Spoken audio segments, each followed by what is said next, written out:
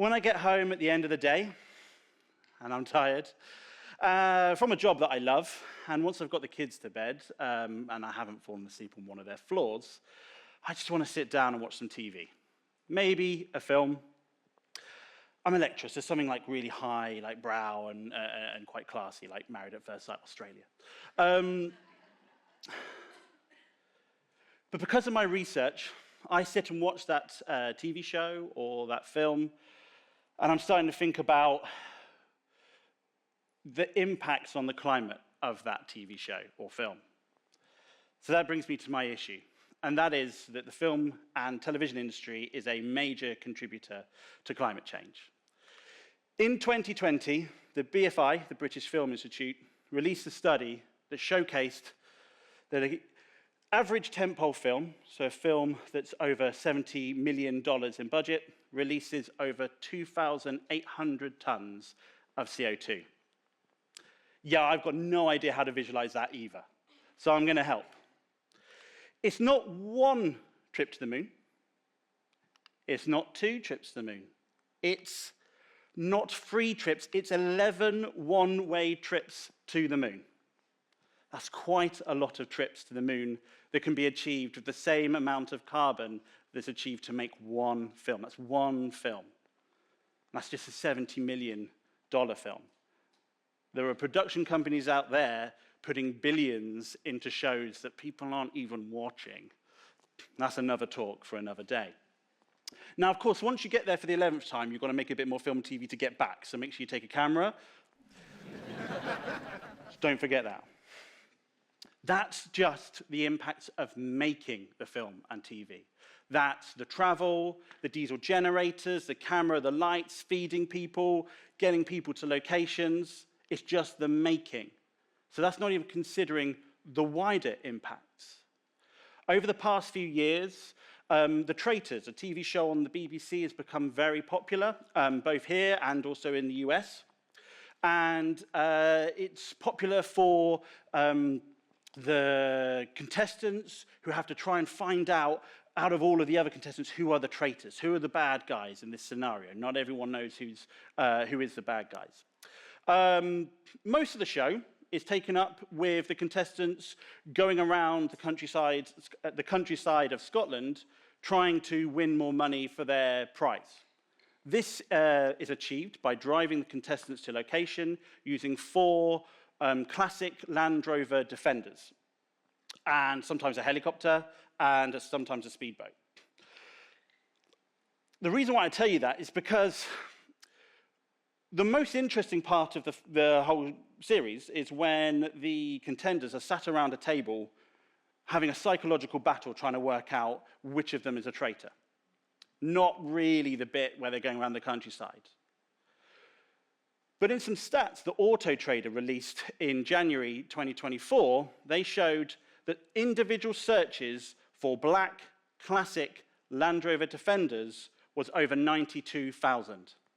And I'll admit, 80,000 was me. I do love a classic Land Rover.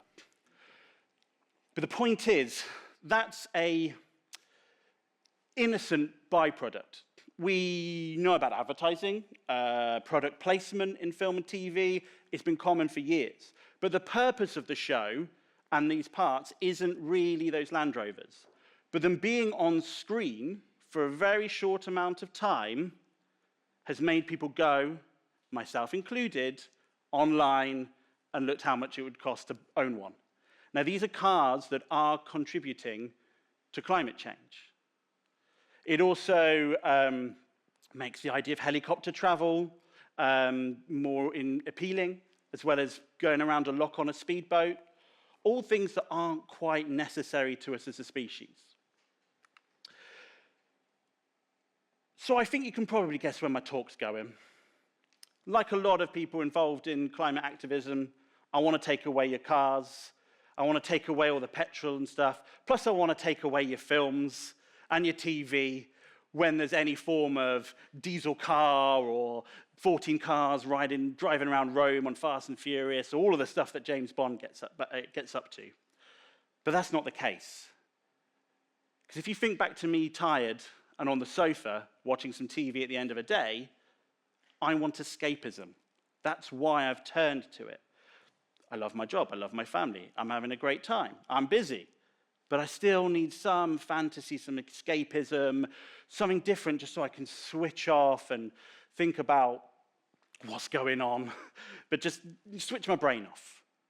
So if we remove all of that escapism and we remove all that fantasy, what are we left with? Kind of just the news, which you don't really want to watch 24/7. Well, I hope you don't.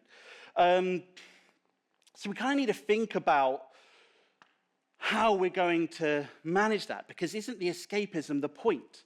And film and TV is one of the best industries we have in the UK. We're celebrated worldwide for it. And if we remove all of that escapism and fantasy, there's going to be no jobs left, no industry. So that's going to be really harming our economy and the industry I love and I'm part of. So is there a solution? I think there could be one found in a few places, but first in screenwriting. It's the screenwriter who decides that it's going to be 14 cars chasing around Rome, but also the commissioners, the production companies, the broadcasters that want to have a certain show or film to get their audiences in, to sell advertising. So if we need to move away from that, what can we do? I think we need to look at local. And when I mean local, I mean moving out of the main production hubs and really starting to think about crew, locations, and storytelling on a local level. Production companies, screenwriters, and the broadcasters need buy into this.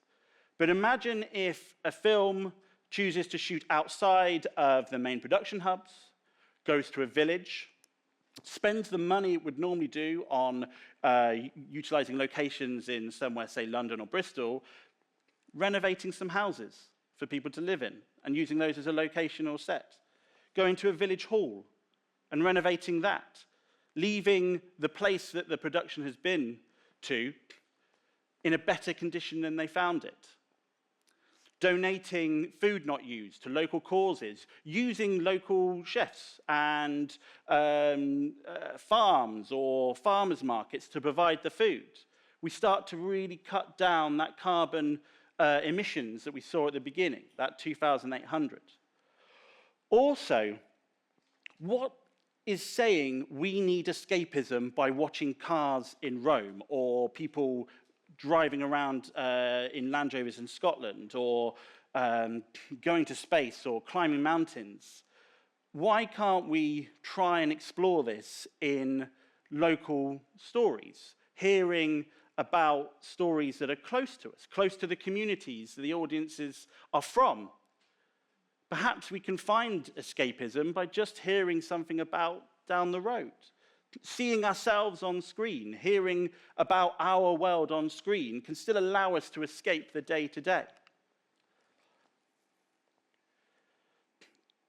Climate extremism,